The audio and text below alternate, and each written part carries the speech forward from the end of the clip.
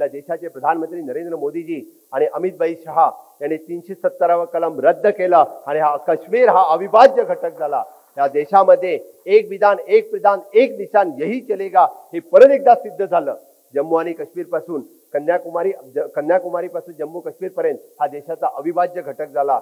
आणि अजूनही यापुढे सांगतो, जो कश्मीर हमारा है, पूरा का पूरा हमारा है, राहिलेला काश्मीर पण आपला होईल, थोडे दिवस बघा।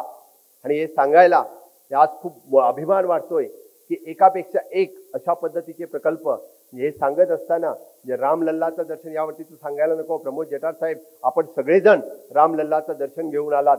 आणि हे सांगत असताना अरे मंदिर वही बनाएंगे तारीख नहीं बताएंगे, काँग्रेसवाले सांगत होते। अरे सदोदित भारतीय जनता पार्टीचे सांगतात रामलल्ला हम आएंगे मंदिर वही बनाएंगे, हे सांगत म्हणत होते 70 वर्ष झाली, मंदिर कधी बांधणार? हे सगळे सांगणाऱ्या कार्यकर्त्यांना सांगतोय अरे रामलल्ला हम वहां आएंगे तारीख नहीं बताएंगे, त्यांना सांगतोय कि मंदिर वही बनाया और तारीख वो 22 तारीख थी, मंदिर वही बनाया। अरे मोठ्या अभिमानाने सांगतोय आज रामलल्ला आपल्या मंदिरामध्ये प्रशस्त आहेत।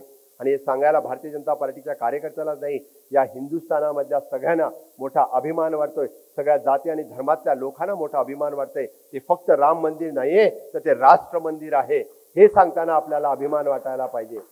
अशा देशातले वेगवेगळे प्रश्न खूप चांगल्या पद्धतीने माननीय मोदीजींनी सोडवलेला आहे। तेव्हा माने साहेब, रत्नागिरीचा प्रश्न खूप छोटा आहे, काळजी करू नका।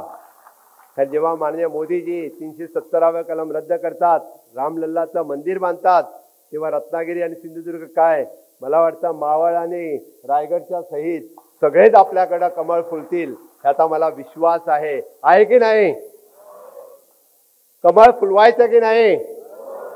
कमळ फुलवायचं असेल तर माननीय मोदीजीचं स्वप्न विकसित भारत हे साकार करण्यासाठी माननीय मोदीजीने जे स्वप्न बघितलेलं आहे, म्हणजे आझादी का अमृत काळात आपल्याला पुढल्या 25 वर्षामध्ये जे विकसित भारताचं स्वप्न साकार करण्यासाठी आपण सगळेजण सज्ज असायला पाहिजे। आपण सगळेजण मोदीजींच्या बरोबर असायला पाहिजे, आपण सगळेजण NDA बरोबर असायला पाहिजे, आपण सगळेजण कमळा बरोबर असायला पाहिजे।